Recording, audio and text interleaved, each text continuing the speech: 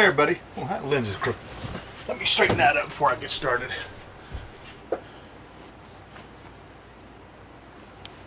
That makes it any better or not. Just go ahead and do it anyway. I was reading an article on Rapture Ready, and it was about Futurism. And you could probably just go there. I think it's the second or third article. They're new articles. And it was talking about how we can know that we're in that last time by the technologies that we see now, and how it doesn't go beyond those technologies that we see now.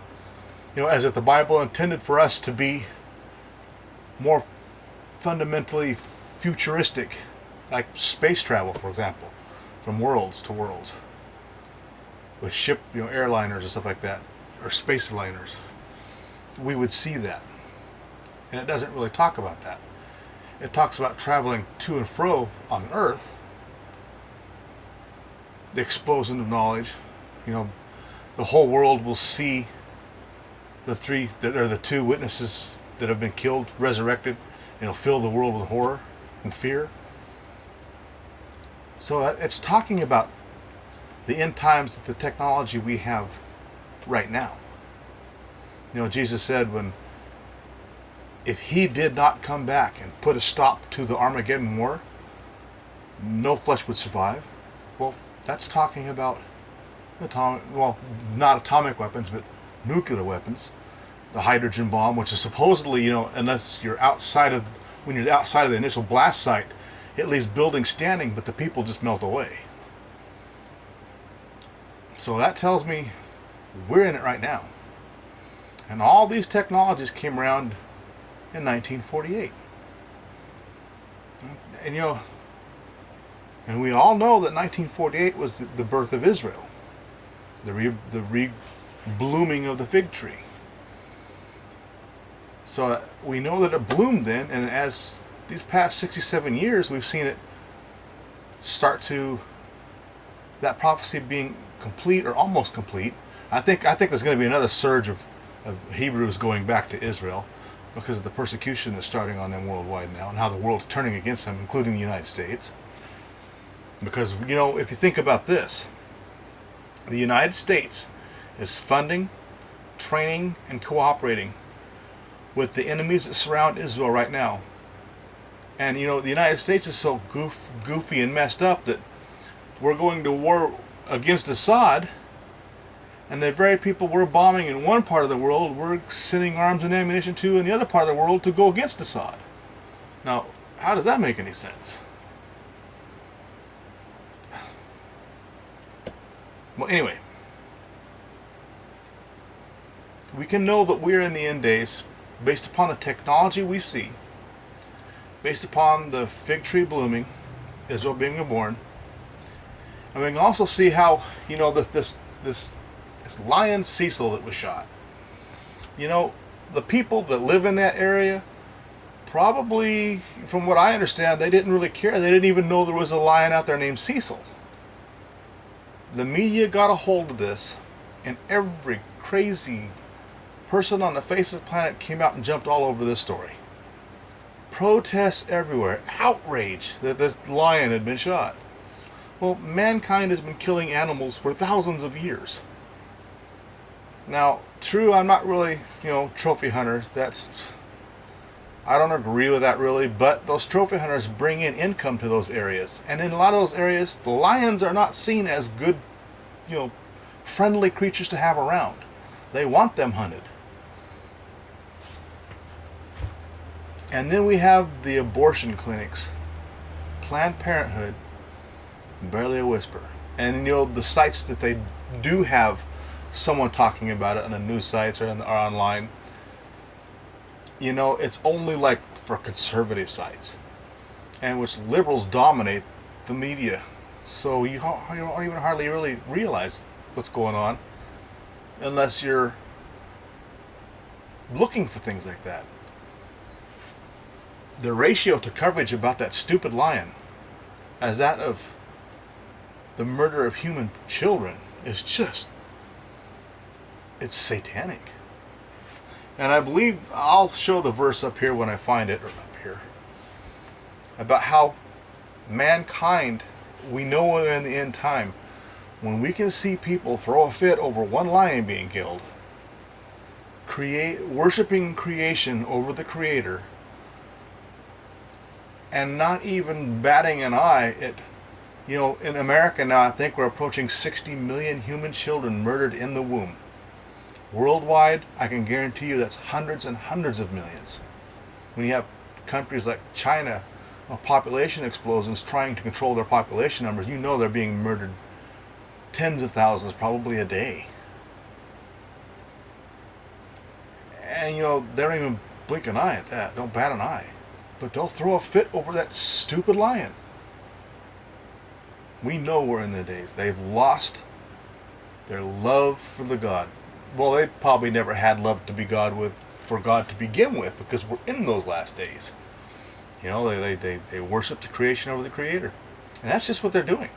And every time the person has an abortion or a person performing abortion, it doesn't make a difference which. You do that, you are performing a sacrifice to Satan. It doesn't make a difference if you believe in him or if you believe that or not. You have chosen to be an enemy of God by doing that. So you yourself are Satan, Antichrist, opposed to God. Hundreds of millions of children wounded are killed in the womb. Hundreds. And they're selling the body parts. And we have one dentist that shoots a lion and the world freaks out. Man, we are so close, I can taste it. How close? I don't know. And and I don't want to jump on this bandwagon hype of the blood moons, because I keep bouncing back and forth on that. But what it boils down to is only like one of those blood moons has ever fallen on a Jewish feast day where something actually happened on that date. The things that have happened before the blood moons actually occurred. So that's not a predictor of anything. And I think a lot of that boils down to the Jewish Hebrew roots movements, which are cults. Trying to bring people back under the Hebrew law, which Gentiles have never been under to begin with. I know Mark Biltz is really, I think he has very strong connections to the Hebrew roots movement. And this whole Shemitah thing, I can see the pattern that's set up, but I don't recall God ever giving that pattern to the Gentile worlds.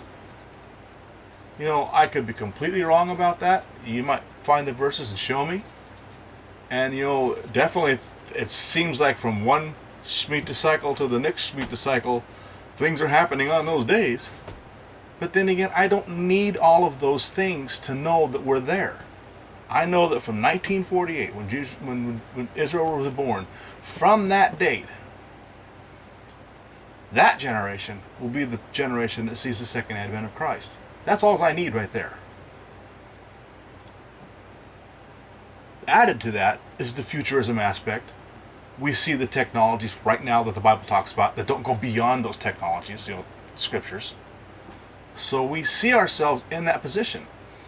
We see the roaring of the wave, nations fearing for the roaring of the waves of the seas, however that verse puts it. Well, we've seen 2 earthquakes with tidal waves that killed almost 300,000 people, something like that. 275. And knowing that bigger earthquakes are coming, knowing that the seas are going to rage even more. Matthew 24 verses 4 through 8. Lists some of these things. Luke 21:28. And you see these things. The futurism aspect. The loss of natural love.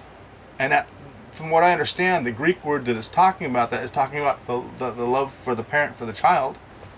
Well, when you can have hundreds and hundreds and hundreds of millions of children being murdered in the womb, I think that does apply.